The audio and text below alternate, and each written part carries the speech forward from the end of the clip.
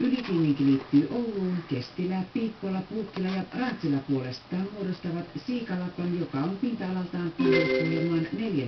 suurin kunta. Asukkaita on kuitenkin vain noin 6500. Taloustaantuma synkentää Siikalapan näkymiä.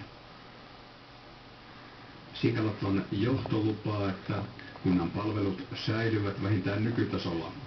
Yhdistymisavustus on 7,5 miljoonaa euroa ja tuloveroprosentiksi tulee 20. Taloustaantuma tuo heti kovat haasteet.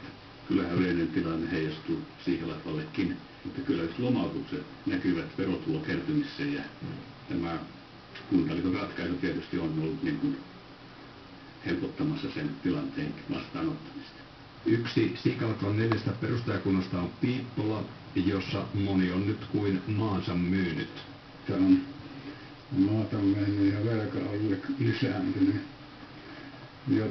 joten ei tämä nyt oikein ihan tunnu niin kuin kaikilta osin hyvin menneen.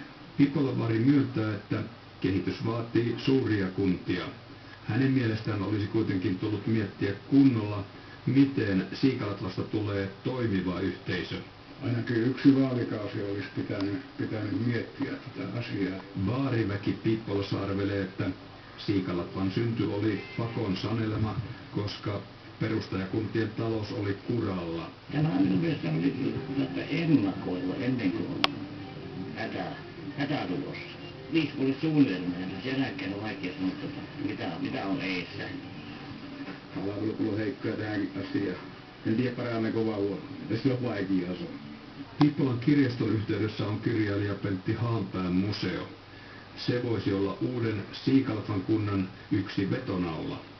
Ja minä uskon ja toivon, että Siikalatvan kunnan myötä tämä saa arvoisensa vastaanoton.